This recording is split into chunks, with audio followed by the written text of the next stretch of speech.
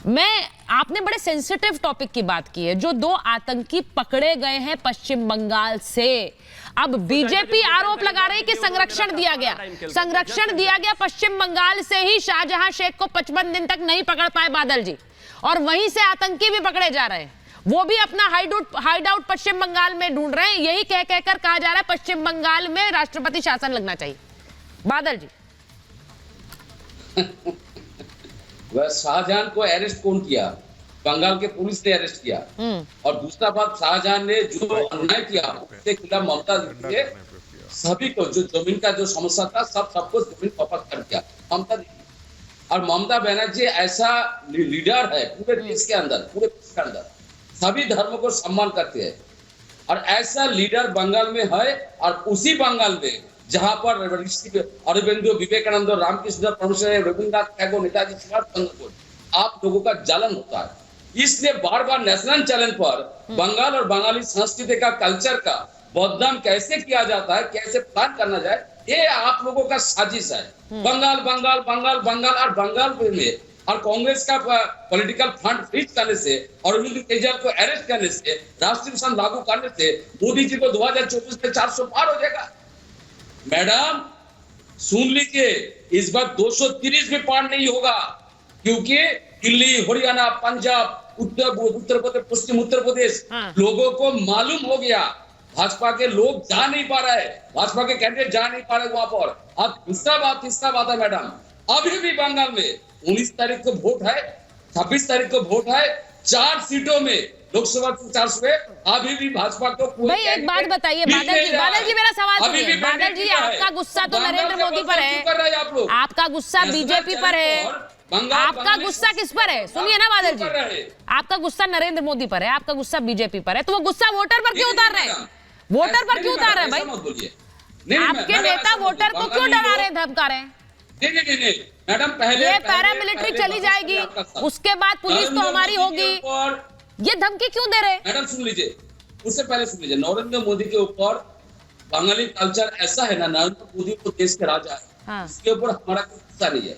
उनका पॉलिसी के खिलाफ हम लोग बोलते हैं, देश के राजा के खिलाफ नहीं है। सर तो मेरा सवाल तो सुनिए, मैं तो कुछ नहीं कह रही हूँ, आप राजनीतिक दल है, आपका काम है अपने विपक्षी पर अटैक करना, सम्मान करते हैं, ठीक है ना? मतलब ये नहीं है, लेकिन सर मेरा सवाल नहीं सुना आपने। देखिए, मैंने सुन लिया। तो वोटर को क्यों डरा रहे हैं? वही तो सत्ता देगा, या उसे डराकर आपको लगता है सत्ता छीन लेंगे? कौन डरा रहा है?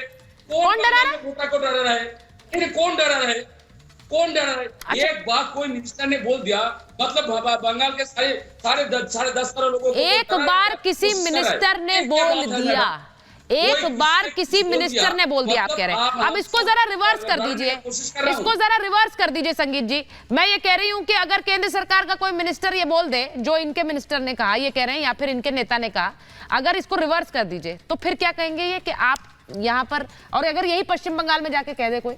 देखिए, ये बात एक बार की बात नहीं है। बंगाल में हत्या और वायलेंस की जो संस्कृति है, वो वामपंथियों ने शुरू किया था, जो वामपंथियों की आइडियोलॉजी से निकल करके आई थी। अब एक बार जब वो शुरू हुआ तो वो सारे के सारे सपोर्टर जो है टीएमसी के जो है, जितने गुंडे, जितने मवाली, जितने बदमाश, जितने हत्यारे, जितने अपराधी थे, वे सारे के सारे आज इनके टीएमसी के काडर हो गए हैं।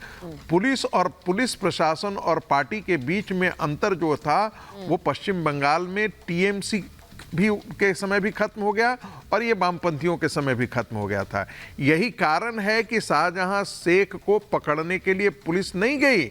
यही कारण है कि मुख्यमंत्री एक महिला होने के बावजूद भी महिलाओं के साथ रेप होता है, महिलाओं के साथ बलात्कार होता है, इसके बावजूद भी वो पहले प्रमाण मांगती हैं, इससे पहले कि उनको अरेस्ट किया जाना चाहिए। और सिर्फ अरेस्ट इसलिए नहीं कर रही थी क्योंकि वो मुस्लिम है, क्योंकि वो उनका वोट बैंक है, क्योंकि उनका ऑफिस बियरर है। ये जो मानसिकता है, जिसे कह रहे थे अभी बादल देवनाथ जी, कह रहे थे कि ये बंगाल की संस्कृति है, ये बंकिम और विवेकानंद की संस्कृति है, ये महर्षि अरविंद की संस्कृति है।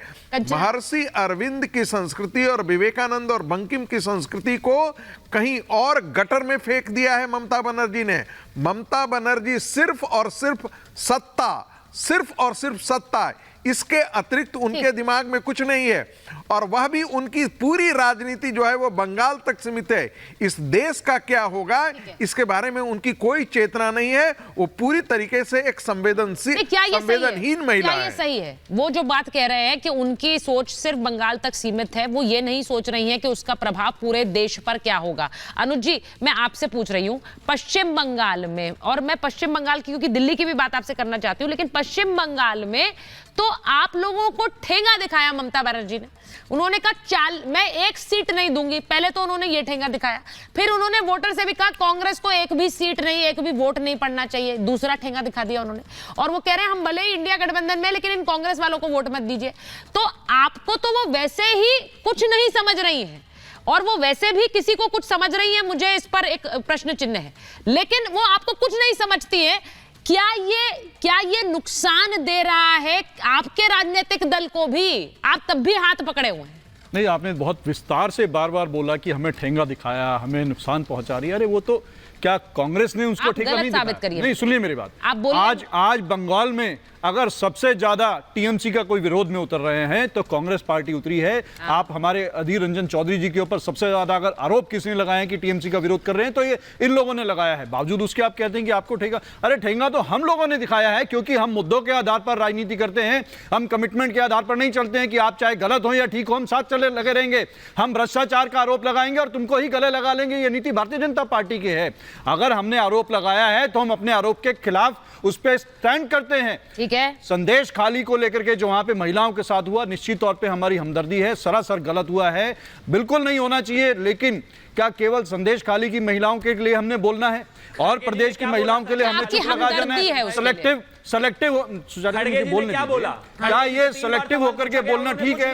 यही बात तो दिल्ली में जो देश की पहलवान महिला पहलवान थी, जो जिम्मेदार उस पर थी, पढ़ी लिखी थी, उन्होंने जब विभूषण शरण पे जब आरोप लगाए, सर मैं यही कहती हूँ सेलेक्टिव, मैं यही कहती हूँ सेलेक्टिव, क्या आरोप दिखाओ, मैं यही कहती हूँ सेलेक्टिव। अनुज जी, आप बताओ, अनुज जी, पुलिस ने बुला करके आपको मजबूर कर दिया है, सबूत मांगे पहलवानों से। क्या बताओ आपके साथ यौन शोषण हुआ? सही कह रहे हैं। कौन सी लड़की सबूत दे पाएगी? अब सुनिए मेरी बात। बंगाल की सरकार ने संदेश खाली की महिलाओं के साथ कहा है, वही दिल्ली की सरकार ने बोला है। ठीक है, उस पर क्यों नहीं सवाल पूछते आप लोग? अनुज जी एक बात बताइए। मैं उसको भी गलत बोलता हूँ, उसको भी गलत बोलता हूँ। निवेदन करूंगा सुचारू जी, आप बोलिए। जो महिला पहलवानों के साथ दिल्ली पुलिस ने किया, जो बीजेपी की सरकार ने कहा, वो सरासर गलत था। निंदा कीजिए आप भी। सुनिए मेरी बात, मैं राजनेता नहीं हूं, लेकिन आप हैं। तो नहीं है तो आप नहीं सुनिए ना मेरी बात, मैं वन साइडेड नहीं पूछ रही हूं, मैं वन साइडेड नहीं पूछ रही हूं। मैं आपसे ये कह रही हूं कि मैं राजनेता नहीं हूं, आप हैं। लेकिन अगर राजनेता सेलेक्टिव कैसे होते हैं?